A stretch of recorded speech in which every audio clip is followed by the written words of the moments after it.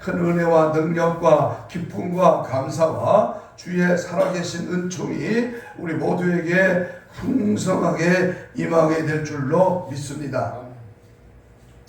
여러분, 이 하루살이라고 하는 곤충은 내일을 모르는, 하루만 아는 그러한 곤충입니다. 우리 인생이 내일을 모른다면 그것처럼 미련한 것이 없으며 앞으로 다가올 이 마지막 때를 준비하지 않는다면 그것처럼 멍청한 인생이 어디 있겠습니까? 이 세상에는 엄연히 내일이 존재하고 있지만 내일이 내 사람에게 허락된 시간 역시 영원한 것은 아닙니다. 인생에는 분명 마지막 때가, 마지막 날이 있습니다. 그런데 다행히도 영원한 본향을 바라보며 사는 그러한 무리가 있는 반면에 소망의 하늘나라를 이해하지 못하는 이들도 또한 있다고 하는 사실입니다. 마치 내일을 이해하지 못했던 하루살이처럼 우리는 내일을 몰랐던 그런 인생이 아니라 항상 준비하고 항상 기대하고 항상 깨어있는 그리스도인의 참된 모습이 우리에게 주어져야 할 것입니다. 그렇습니다. 요즘 세간에는 이 종말이라는 이 말이 흔치 않게 들려지고 또 마지막 때를 준비해야 된다고 하는 사실 또한 우리는 잘 알고 있습니다. 그런데 말세에 대한 그러한 자세나 그 삶의 태도에 대해서는 거의 언급하지 않는다고 하는 데 있어 참으로 안타까움이 있습니다. 과연 재림을 준비하는 태도보다 그 재림의 시각 자체가 더 중요하다는 사실을 우리는 분명히 알아야 합니다. 공항에 가면 비행기의 이륙과 착륙을 통제하는 관제탑이 있습니다. 그 관제탑에서 일하는 기사는 그 비행기의 착륙 시간을 정확히 알고 있지만 그 시간은 알고 있다는 것이 그 삶에 큰 변화를 주는 것은 아닙니다. 그러나 비행장 저 바깥에서 신랑을 기다리는 신부의 경우를 생각해 보십시오. 이 신부는 자기 신랑이 도착하는 정확한 시간을 알지는 못한다 할지라도 이제 곧 신랑이 도착한다고 하는 그 사실에 기대만으로는 큰 흥분과 감격을 안고 화장실을 왔다 갔다 하면서 얼굴을 매만지고 신랑 맞을 감격을 안고 준비하게 될 것입니다. 비행기의 정확한 착륙 시간을 알고 있는 감자탑 이 기사와 정확한 시간을 모르지만 신랑이 곧 오리라고 기대를 갖고 기다리는 신부의 그 삶의 자세는 너무나 많이 다르다는 것입니다. 무슨 말이냐면 우리가 주님을 사모하고 준비하고 기다리는 것 자체에 의미가 있지만은 주님을 어떤 자세로 기다리느냐 하는 것이 또한 더욱 중요하다 그 말입니다. 창세기 19장 17절에 보면 소돔과 고모라가 멸망을 당할 때에 두 천사가 이렇게 경고를 합니다. 돌아보지 말라, 머무르지 말라, 도망하라 이렇게 알려주었지만 반신반의하고 그 말씀을 농담으로 여기고 그 하나님의 명령의 말씀을 외면한 소돔 고모라의 수많은 사람들은 멸망, 불심판, 유황불에 불타 죽었습니다. 본문에는 이 역사의 최후의 위기를 앞두고 이제 3명의 천사가 등장합니다. 각각의 천사들이 종말의 메시지를 강하게 선포하는데 그 속에서 우리는 이 종말의 시대를 살아가는 우리 성도들의 삶의 자세가 어떠해야 하는지를 가늠할 수가 있습니다. 그래서 오늘은 이 천사 3명의 천사들이 각각 메시지를 전하는데 그 말씀을 통해서 우리가 어떻게 이 시대를 준비하며 살아가야 할 것인가. 한번 따라서 해봐요. 종말론적 삶의 태도. 종말론적 삶의 태도. 마지막 때 우리가 어떤 태도로 어떤 자세로 우리가 살아가야 할 것인가.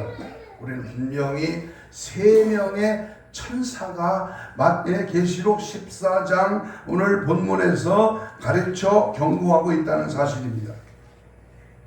첫 번째 천사가 심판의 때가 분명히 임박했음을 직시하라고 이렇게 메시지를 전합니다. 오늘 본문에 보면 심판의 때가 임박했다. 이것이 첫 번째 천사가 선포한 메시지입니다. 성경을 봅니다. 7절을 보겠습니다. 7절. 계시록 14장 7절입니다. 시작. 그가 큰 음성으로 이르되 하나님을 두려워하며 그에게 영광을 돌리라. 이는 그의 심판에 뭐가 이르렀다? 심판의 시간이 이르렀습니다. 지금까지 역사에는 많은 위기가 있어 왔습니다. 그러나 본문이 지급하고 있는 때는 그 많은 위기 중에 하나가 아니라 결정적인 위기, 역사의 마지막 위기라고 하는 사실을 우리는 분명히 알아야 합니다. 그것은 지금까지 있어왔던 심판과는 다른 마지막 심판이다. 마지막 심판입니다. 따라서 합시다. 마지막 심판. 여기에서는 봐주는 사람 없고요. 그냥 넘어가는 거 없습니다. 모든 이 땅에 존재하는 인류에게 마지막 심판이 온다는 사실을 첫 번째 천사가 메시지를 전합니다. 천사는 이러한 위기가 임박했음을 선포할 뿐만 아니라 이때 우리가 해야 할 일이 무엇인지를 우리에게 암시하여 주고 있습니다. 그것이 오늘 본문 6절입니다. 6절 읽겠습니다. 시작. 또 보니 다른 천사가 공중에 날아가는데 땅에 거주하는 자들 곧 모든 민족과 종족과 방언과 백성에게 전할 영원한 복음을 가졌더라. 그랬습니다. 천사가 공중을 날면서 메시지를 선포하는데 영원한 복음을 가진 그런 이미지로 나타난 것입니다. 그렇다고 해서 이 천사가 직접 복음을 전한다고 하는 말은 아닙니다. 성경에 보면 천사가 직접 복음을 전한 사례는 한 군데도 없습니다. 어떤 주경학자의 말처럼 이 천사는 그 영원한 복음을 가지고 마지막 때에 그것을 전달할 자를 기다리고 있는 이미지일지 모릅니다. 그렇다면 그 복음을 전해받을 사람이 누구냐? 여기가 중요합니다. 복음을 전해받을 사람은 누구냐? 6절에 보면 모든 민족, 모든 종족, 방언, 백성들에게 전할 그랬습니다. 모든 민족과 모든 종족에게 복음을 전해야 합니다. 민족과 종족은 그 의미가 서로 다릅니다. 사실 지금은 세계 모든 민족에게 복음이 들어갔다고 해도 과언이 아닙니다. 그러나 모든 종족에게 다 복음이 전해진 것은 아닙니다. 무슨 말이냐면은 한 나라 안에도 여러 개의 종족이 있습니다. 단일미족인 우리 대한민국은 한민족으로 5,300만 명이 한민족으로 되어 있습니다만은 그러나 미국의 예를 생각해 보면 또는 중국이나 소련의 경우도 여러 종족들이 섞여 있습니다. 성경학자들은 이런 종족을 people, group 이렇게 설명을 하면서 이들 중에 아직도 자기들의 말로 된 성경을 가지고 있지 않은 종족이 수천 종족입니다. 그들에게까지 다 복음이 전해져야만 예수님이 오십니다. 모든 민족, 모든 종족, 모든 방언, 모든 백성에게 전할 영원한 복음을 가지고 있는 천사. 어떤 주석에 읽어보면 여기에 영원한 복음은 특별히 말세에 전할 또 다른 복음처럼 설명하는 것을 종종 봅니다만은, 그러나 그러한 해석은 성경 전체의 계시와 부합되지 않습니다. 복음은 하나밖에 없습니다. 진리는 하나요, 예수는 한 분입니다. 다른 복음은 없습니다. 그래서 왜 여기에서 영원한 복음이라고 말을 했냐 하면, 복음 자체의 효력이 시공간을 초월하고 있기 때문입니다. 복음은 과거에도 복음이고 지금도 복음이고 앞으로도 복음이고 말세에도 역시 같은 복음입니다. 그것은 영원한 복음입니다. 그리고 그 복음의 능력은 진실로 사람들의 영원한 운명을 바꿉니다. 그렇다면 우리가 말세 이 영원한 복음을 전해야 하는 이유는 무엇입니까? 7절에 보면 그 목적이 분명히 성경은 계시하고 있습니다. 7절 봅니다. 그가 큰 음성으로 가로되 하나님을 두려워하며 그에게 뭘 돌려라? 영광을 돌려라. 지구촌의 모든 백성이 하나님을 두려워하며 하나님 앞에 영광을 돌리도록 하기 위해서는 우리는 반드시 복음을 전해야 합니다. 또 한 걸음 더 나가서 이 모든 백성을 만드신 창조주 하나님을 경배하도록 하기 위하여 복음을 반드시 전해야 합니다. 7절을 다시 봅니다. 이는 그의 심판하실 시간이 이르렀음이니 하늘과 땅과 바다와 그물들의 근원을 만드신 이를 뭐하라? 경배하라 하더라. 그랬습니다. 실로 하나님을 경배하는 것은 사람의 가장 중요한 존재의 의미라고 말할 수 있습니다. 인간이 다른 모든 종류의 피조물과 전적으로 다른 한 가지 특성이 있는데, 그것은 바로 뭐야? 예배할 수 있다는 것입니다.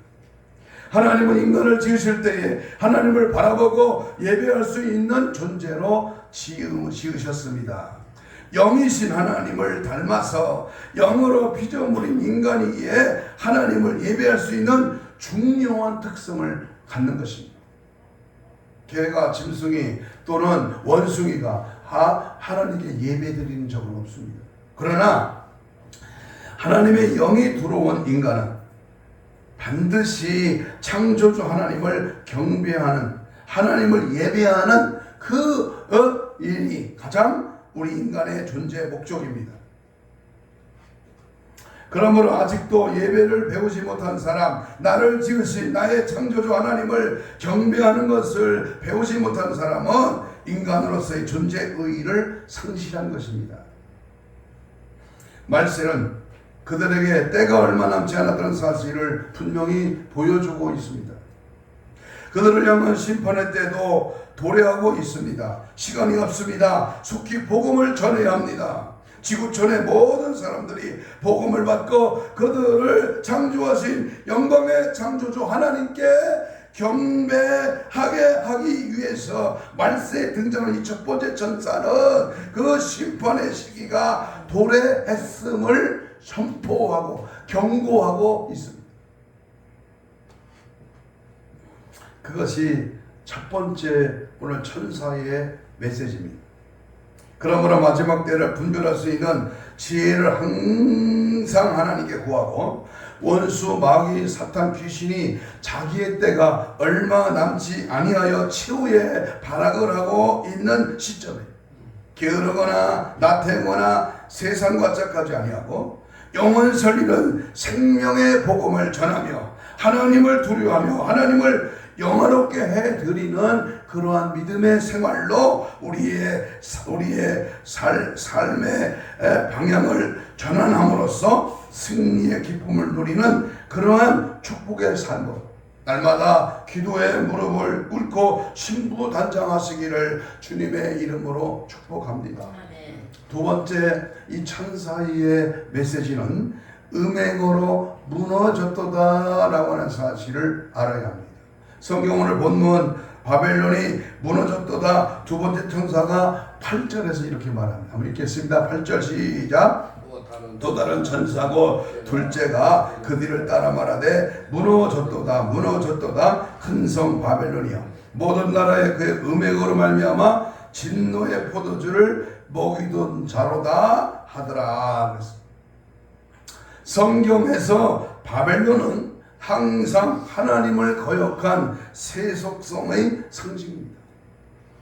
문자 그대로 바벨로니아 왕국은 지구상의 자치를 감췄지만 하나님을 반역하는 모든 세속성을 대표하는 이 바벨론의 원리는 지금도 우리 가운데 살아있다는 사실을 명심해야 합니다. 이 바벨이라고 하는 이름은 제일 처음 등장하는 것이 창세기 10장입니다. 여호와 앞에 특이한 사냥꾼인 니므롯이 바벨론의 시조입니다. 이어지는 11장에는 그 유명한 바벨탑 사건이 기록되어 있습니다. 아마도 니므롯의 선동 때문에 바벨탑이 쌓아지지 않았나 생각합니다.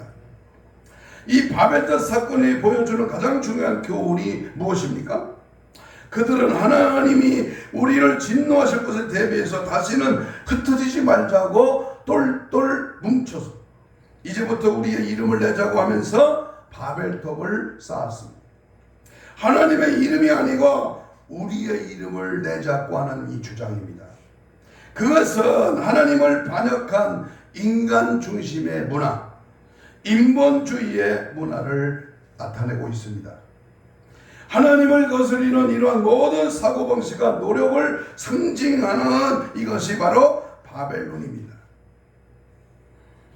말세가 가까울수록 이 바벨의 원리가 점점 더 이 땅에 횡행할 것입니다. 그러나 이 두 번째 천사는 그 큰 성 바벨론이 무너졌도다 무너졌도다라고 말을 합니다. 무너졌다고는 말을 두 번씩이나 강조해서 쓴 것은 그 확실성을 강조하기 위해서입니다. 복음서에서 보면 예수님이 어떤 말씀을 강조하시려고 하실 때에 진실로 진실로 이렇게 두 번을 표현해서 사용하셨습니다. 바로 이 표현은 아멘 아멘이라는 말을 번역한 것으로 강조하고자 하는 의도로 두 번씩 반복해서 말씀하신 것입니다. 복음서를 읽다가 진실로 진실로라는 표현이 나오면 눈을 번쩍 뜨고 읽어야 합니다. 아주 중요한 말씀을 하시는 것이니까요. 여하튼 바벨론은 분명하게 무너졌습니다. 앞으로 일어날 사건인데 과거로 표현된 이유는 무엇인가 하면 성경에서는 앞으로 일어날 사건인데 그 가능성이 너무나 확실할 때 결과 동사 혹은 예언적 과거라고 하는 과거 동사를 씁니다.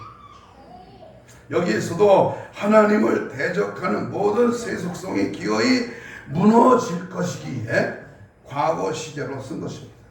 그런데 바벨론이 왜 무너집니까? 그렇게 강성하고 그렇게 대단하고 그렇게 위험이 강한 그때 당시에 바벨론이 왜 무너졌을까? 그 이유는 음행 때문입니다. 하나님을 섬겨할 모든 나라, 모든 백성이 하나님이 아닌 자기 자신을 섬기게 만들었으니 그것이 바로 음행입니다. 우리 애정, 우리의 경배는 우리를 창조하신 하나님 한 분이어야 합니다. 아멘. 그 하나님에게서 다른 데로 관심을 옮겨가는 것이 바로 음행입니다. 음행으로 세상을 지배하던 바벨로니아 왕국은 무너지고 말았습니다. 이것은 구약 성경에서부터 계속 강조되는 성경의 중요한 메시지예요. 그들이 모든 나라를 통해서 또 수많은 종류의 삶의 영역을 통해서 계속 사람들의 마음을 충동질하겠지만 결국 그들은 무너지고 맙니다. 반드시 하나님 위에 다른 것에 관심을 두고 다른 것을 따라가고 다른 것에 매료된 자를 분명히 무너집니다. 에레미야 51장을 한번 보겠습니다. 에레미야 51장 6절에 보면 바벨론에 대한 예언의 말씀이 바로 이 에레미야 선지자가 기록합니다. 6절 읽습니다. 바벨론 가운데서 도망하여 나와서 각기 생명을 구원하고 그의 죄악으로 말미암아 끊어짐을 보지 말지어다. 이는 여호와의 보복의 때니 그에게 보복하시리로다. 이 말씀은 바벨론적인 삶의 원리를 따라 살던 사람들은 바벨론과 함께 멸망하지 않으려면 거기서 빨리 뛰쳐나와야 한다고 하는 경고의 말씀입니다. 반바벨론적으로 사는 것, 그것이 바로 세상을 본받지 않는 그러한 삶의 원리입니다. 요즘으로 말하면 반주사파적인 하나님과 반대되는 사상과 이념, 하나님 없이 자기 자신의 군림을 위한 정치 세력, 이것이 바로 멸망받을 짓거리라고 말입니다. 7절을 다시 봅니다. 51장 7절입니다. 에레미야서 바벨론은 여호와의 손에 잡혀 있어 온 세계가 취하게 하는 금잔이라 뭇 민족이 그 포도주를 마심으로 뭐했다? 미쳐 돌아간다는 거예요. 하나님께 미쳐, 예수님께 미쳐야지, 성령께 붙잡혀야지. 다른 것에 미쳤다. 다른 것에 미치게 하는 죄악을 범하였다. 타인을 미치게 하는 사람, 뭐요? 노름, 술, 여자, 못된 일에 미치고 하나님의 사랑, 하나님 앞에 기도, 말씀에 미치게 하는 사람, 어떤 게 미쳐야 됩니까? 세상이 미쳐 돌아간다면 그 세상은 반드시 멸망한다고 성경은 말씀하고 있습니다. 바벨로니아에게만 영향을 끼친 것이 아니라 모든 나라들에게 바벨론의 독주를 마시게 미치게 했습니다. 전 세계가 하나님을 반역하는 나라로 변한다고 하는 말입니다. 그러나 8절에 보십시오. 에레미야 51장 8절의 예언을 보면 바벨론이 갑자기 넘어져 파멸되니 이로 말미암아 올라 그 상처를 위하여 유황을 구하여 하도 낫지 아니한즉. 바벨론은 무너지지 않을 것 같이 그 강성함을 자랑할 것이지만 어느 한순간에 갑자기 파멸 속에 무너지고 말 것입니다. 바로 저 북한입니다. 어느 한순간에 갑자기 무너진다. 공산당 사회주의입니다. 이것이 심판의 때 두 번째 천사가 바벨론의 몰락을 선포했습니다. 우리는 멸망과 세상과 함께 멸망하지 않기 위해서는 하나님께만 진정한 애정을 두고 살아야 합니다. 그것이 말세를 사는 성도의 자세요. 날로 강박한 이 세대를 본받지 말고 마음을 새롭게 함으로 하나님이 선하시고 온전하신 뜻을 알아 거룩한 행실과 순결한 신앙으로 세상과 결코 벗되지 아니하는 성령님과 친밀한 관계 속에 하나님의 전신갑주로 무장되시기를 주의 이름으로 축복합니다. 너 바울아 내가 미쳤도다. 그렇습니다. 나는 학문의 세상에 미친 것이 아니라 예수께 미쳤습니다. 당신도 나와 같이 예수께 미칩시다. 죽음의 칼날 앞에 당당하게 예수께 미치자고 선언했던 이 바울의 고백이 오늘날 우리가 가져야 할 신앙 고백이요, 마지막 때 준비된 영적인 태도의 바른 진리를 따라가는 삶인 줄로 믿습니다. 아멘. 세 번째, 종말론적인 삶의 태도. 세 번째, 이 세 번째는 하나님의 진노가 임한다는 사실을 알고 준비되어야 합니다. 세 번째 천사는 하나님의 진노와 축복의 약속을 전하면서 하나님의 복음을 받아들이지 않고 오히려 짐승의 표를 받았던 사람들, 그들에게 임할 것은 하나님의 진노밖에 없다. 바로 하나님의 진노가 뭐냐는 말이에요. 오늘 성경 본문 계시록 14장 10절을 읽겠습니다. 10절 10절 시작. 그도 하나님의 진노의 포도주를 마시 그 진노의 잔에 섞인 것이 없이 부은 포도주라. 거룩한 천사들 앞과 어린 양 앞에서 불과 유황으로 고난을 받으리라. 그 고난의 구체적인 내용은 다음 절입니다. 11절이죠. 시작. 그 고난의 연기가 세세토록 올라가리로다. 짐승과 그의 우상에게 경배하고 그 이름의 표를 받는 자는 누구든지 밤낮 쉼을 얻지 못하리. 사람들이 적그리스도를 경배하고 세상을 따라서 살았던 가장 중요한 이유는 편하게 살기 위함입니다. 그런데 그들을 기다리고 있었던 결국은 편하게 되는 것이 아니라 영원히 쉼을 얻지 못하는 것입니다. 여러분 생각해 보십시오. 영원히 쉼을 얻지 못하는 것이 얼마나 큰 고통입니다. 우리 김 집사님이 야간 공부하고 열심히 직장 생활하다가 그 다음날 쉬지 못한다면, 야간에서 잠 못 자고 이제 그 다음날 쉬지 못하면 얼마나 큰 고통이냐 그 말이요. 우리가 하루 종일 일하면서 희망이 있는 것은 조금 있다가 집에 가서 쉴 수 있기 때문입니다. 그런데 밤낮으로 쉼을 얻지 못한다고 생각하면 그 고통이 어떠하겠느냐 그 말이죠. 이 고통이 복음을 거절하고 살았던 사람들에 대한 마지막 형벌입니다. 이들과는 반대로 복음을 따라 살았던 사람들에게는 하나님이 축복을 약속하십니다. 그 축복의 대상은 구체적으로 12절 13절입니다. 같이 봅니다. 계시록 14장 12절 시작. 성도들의 인내가 여기 있나니 그들은 하나님의 계명과 예수에 대한 믿음을 지키는 자들이라. 또 내가 들으니 하늘에서 음성이 나서 이르되 기록하라. 지금 이후로 주 안에서 죽는 사람은 복이 있도다. 하나님의 계명과 예수의 믿음을 지킨 자들은 하나님 복을 받습니다. 이것은 환난의 때, 어려울 때, 힘들 때, 괴로울 때, 피곤할 때, 내가 없을 때, 내가 핍박을 받을 때 하나님의 계명과 예수를 향한 믿음을 절대로 놓으면 안 됩니다. 그리고 자신의 신앙을 타협하지 않으려고 하는 그 삶의 자세 때문에 죽은 그리스도인들도 여기에 포함합니다. 순교자들이죠. 이들이 받은 복의 내용이 13절 하반절입니다. 13절 하반절 봅니다. 성령이 이르시되 그러하다. 그들의 수고를 그치고 쉬리니. 여기에 복음을 받아들인 사람과 거절한 사람의 축복과 형벌이 얼마나 대조적으로 나타나 있습니까? 복음을 거절한 사람들에게는 영원한 쉼이 없으나 신앙을 지킨 성도들에게는 마지막 보상으로 참된 쉼이 얻어집니다.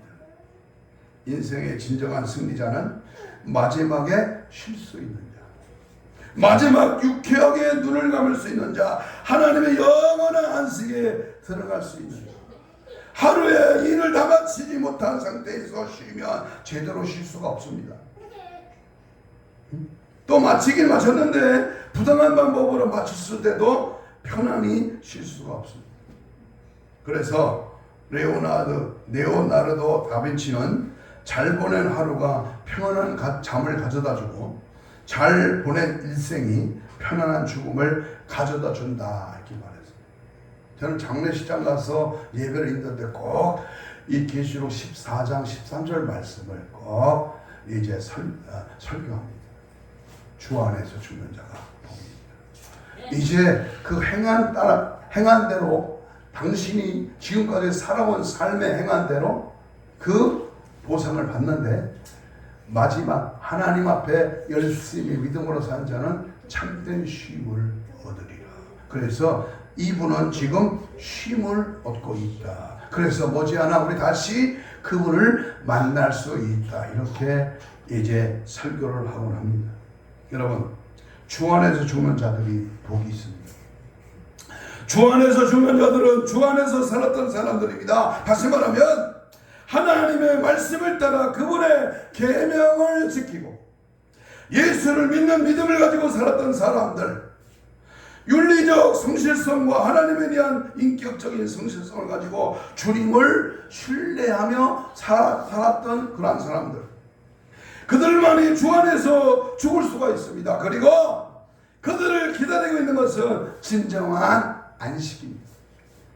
안식에 대한 인간의 바람은 어느 시대, 어느 나라, 어느 문화권에나 보편적으로 존재합니다. 누구나 다 진정한 삶, 참된 삶을 누리고 싶은 열망을 갖고 있습니다. 여러분, 우리가 죽어서 쉼으로, 참된 쉼을 천국에서 안식하며 우리 주님과 함께 영생을 누릴 수 있는 것, 이것이 바로 우리 기독교의 핵심 아니겠습니까? 그런데 쉼이 없어 지옥에서 영원한 고통, 영원한 영벌을 받는 지옥의 고통을 받는 것이라면 그 쉼은 악한 사탄의 쉼이 아니고 무엇이겠습니까? 안식에 대한 인간의 바람이 진정한 쉼, 참된 쉼을 누리고 있는 열망은 히랍 사람들은 월요일날 쉬었고 페르시아 사람들은 화요일날 쉬었어요. 수요일에는 아시리아 사람들이 쉬었고 목요일에는 이집트 사람들이, 금요일에는 터키 사람들이 쉬었습니다. 유대인들은 토요일날을 안식일로 정해서 쉬었습니다. 그리고 우리 그리스도인들이 쉬는 것은 사망 권세, 죽음의 세를 이기시 부활의 주일을 보편적으로 우리가 쉬었습니다. 이처럼 안식에 대한 인류의 열망이었지만 결국 이것들은 영원한 안식에 대한 인간의 바람을 나타내는 것입니다. 무엇이 참된 안식, 무엇이 참된 하나님의 날입니까? 옛날 저 미국 남부에서 백인들에게 학대받고 시달리던 흑인 노예들이 부르던 노래 중에 다음과 같은 가사가 있습니다. 그 어느 날 내 일이 일요일이 되리라. 그 어느 날 날마다 일요일이 되리라. 주일에는 쉴 수 있으니까 그 쉼에 대한 열망을 이 흑인 노예들이 노래로 풀어서 이렇게 불렀던 것입니다. 영원한 안식에 대한 인간의 열망, 그러나 그 영원한 안식 속에 들어갈 수 있는 사람은 주님 안에서 살았다. 엔 크리스토스, 예수 안에서 예수와 함께 예수님의 믿음과 말씀과 주님과 동행과 주님의 뜻대로 사는 자, 이 자가 천국에서 안식하는 것입니다. 마지막에 쉴 수 있는 자가 되기 위해서는 우리는 지금 여기에서부터 하나님의 말씀을 따라 성실하게 살아가는 자세를 항상 견지해야 합니다. 아멘. 믿습니까? 아멘. 정한 무한 하나님의 진리의 말씀으로 철저하게 내 자신을 다스리고 주 안에서 올바른 행실로 살아가면 언젠가 누구에게도 찾아오는 죽음의 순간을 기쁨과 평안과 안식으로 맞이할 수 있기를 축복합니다. 아멘. 이제 세 천사의 그 메시지를 정리하고 결론을 맺습니다. 첫 번째 천사는 뭐라 그랬죠? 심판의 때가 가까웠으므로 부지런히 복음을 전해야 한다고 이렇게 메시지를 전했고, 두 번째 천사는 바벨론의 몰락은 정해진 사실이므로 세상을 사랑하지 말고 하나님만 사랑하라고 메시지를 전했습니다. 그리고 세 번째 천사는 하나님의 진노와 축복의 약속을 전해주면서 주 앞에 축복을 받는 자가 되도록 하나님의 말씀을 따라 살라고 권고 선포했습니다. 이것이야말로 말세를 사는 이 성도들의 종말론적인 삶의 태도인 것을 분명히 알 수 있습니다. 우리 인생이 너무나도 필요한 안식, 그러나 참된 안식을 사모한다면 오늘은 주의 말씀을 따라 정직하게 땀을 흘릴 줄 알아야 됩니다. 주님의 뜻을 따라 주님의 일을, 주님이 원하시는 삶을, 주님이 기뻐하시는 뜻대로 살기를 몸부림쳐야 한다고 말입니다. 주님의 말씀을 따라 최선을 다해서 살 때, 주님께서 날 부르실 때에 주는 이제 제가 필요합니다 라고 말할 수 있어요. 그래서 마지막 죽음 직전에 임종 예배를 드려보면요, 삶의 천국의 안식을 누리는 사람의 죽음은요 편안한 겁니다. 어린아이 얼굴이 되는 겁니다. 마지막 죽음의 현장에서 그것을 우리 살아있는 사람이 임종을 지켜볼 때 아, 이분은 천국 갔구나. 아니, 이분은 잘 믿은 것 같은데 그렇지가 않네. 분명히 마지막 때의 장면을 보고 알 수 있어요. 주님은 내가 너에게 영원한 안식을 주리라고 말씀하십니다.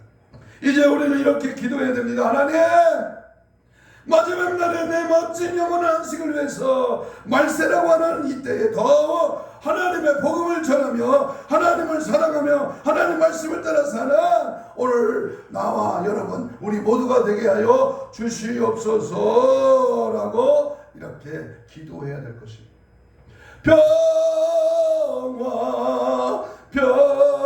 평화로다 하늘 위에서 내려내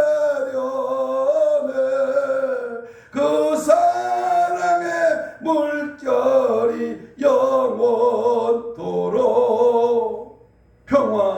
평안, 기쁨, 감사, 천국의 영생 하나님 앞에 이러한 찬양과 함께 주님 품에 안기시기를 축복합니다. 아멘. 마지막 한 가지 짧은 예화를 드리고 우리 함께 말씀을 정리하고 기도하려고 합니다. 내가 이 땅에 살면서 무슨 덕택에, 무슨 은혜로, 무슨 까닭에 지금까지 생명부지하고 여기까지 왔습니까? 그것은 하나님의 은혜요, 하나님의 참된 사랑이요, 은총인 줄로 믿습니다. 나를 자랑하거나 나의 어떠한 내가 한 것을 드러내기 위해서 인생을 자랑하지 마십시오. 오직 예수 자랑, 십자가 자랑, 주님의 은혜로 살아왔음을 고백하면서 내가 심은 것, 내가 드린 것, 내가 행한 모든 일들, 내가 하나님 앞에 모든 삶은 주를 위한 삶이요, 주님이 기뻐하시는 삶이기에 기꺼이 주님을 위해서 살아왔다고 고백할 수 있는 믿음의 아름다운 모습들이 우리 속에 나타나야 될 줄로 믿습니다. 한번 예수님을 믿는 거 분명한 목적, 바로 내 자신이 죽고 나의 소망, 나의 꿈, 나의 탐욕과 탐심을 다 십자가에 못 박고 오직 예수를 사랑함으로 그분만을 만족하고 그분 앞에 믿음으로 살아가는 은혜의 삶이 지속되기를 축복합니다. 사탄 마귀 귀신은 거짓 속삭임에 절대로 속지 말고 하나님 사랑, 이웃 사랑, 영혼 사랑, 소정 하나에게라도 사랑으로 주님 오신 날까지 매우 가까운 이 시점에 더욱 분발하여 오늘 새 천사가 들려주는 이 목소리를 듣는 귀를 열어 복음 전파, 하나님 사랑, 오직 말씀만 따라 사는 저와 여러분이 되시기를 주님의 이름으로 축복합니다. 이 시간 주신 말씀을 받고 우리 통성으로 2, 3분 기도합니다. 이렇게 기도합니다. 종말론적 신앙의 자세로 살아가게 하옵소서.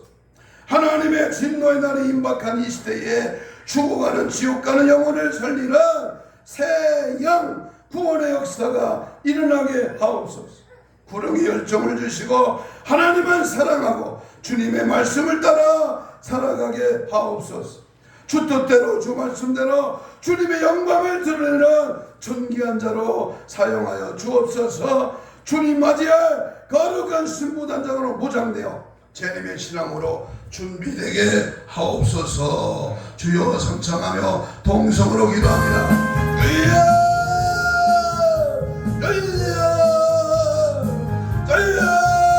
생명 다하는 그날까지 오늘 예수 그리스도의 보혈의 명령을 의지하여 주님을 바라보고 주님 뜻대로 살고 내 안에 계신 예수를 바라게 하시고 주와는 영혼을 이루는 주력의 열정 복음의 나팔수 파수꾼의 사명을 감당하며 복음 전파하는 일에 마음과 뜻과 정성을 모두 영혼을 살리는 구령의 열정을 다하여 주시옵소서. 주님만을 바라보고 주님만을 의지하고 세상 사랑하지 아니하고 세상 것에 배려당하지 말고 세상 일에 원망하지 말고 오직 예수로 살아가게 하시고 예수 그리스도를 위한 삶으로 달려가게 하시고 십자가의 보혈의 능력을 의지하여 주님 가신 그 길을 따라가며 주님의 뜻을 따라 믿음으로 살아가도록 주님 도와주시고 하나님 하나님 약속의 말씀을 보여줬고 말씀대로만 주님 뜻대로만 주님의 영광으로만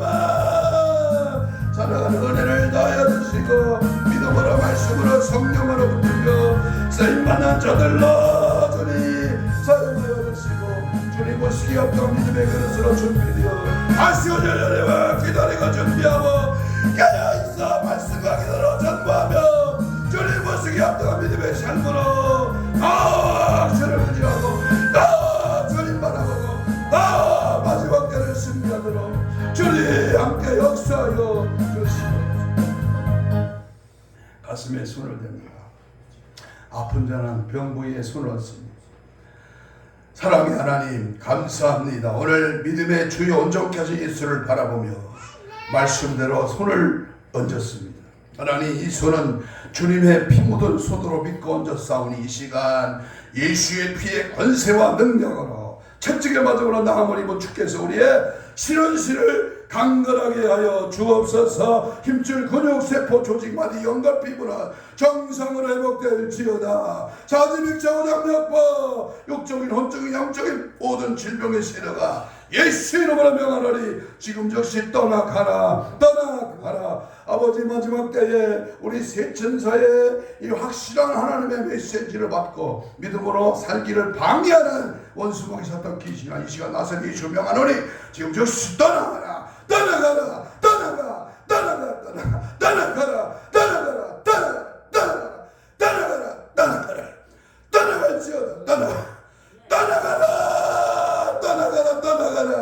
예수의 피로 뿌리고 마시고 적시고 예수의 보혈로 모든 흑암의 세력아 물러가라. 파괴된 떠나갈지어다. 오직 예수 오직 믿음으로 오직 예수만 사랑 오직 주님 뜻대로만 오직 복음의 열정으로 어머니 마지막 때 승리하도록 주님 역사하시고 함께하여 주시옵소서. 감사하고 축복하며 예수님 이름으로 기도하옵나이다. 아멘. 찬송가 523장 12시 15분에 목사님 12시 15분에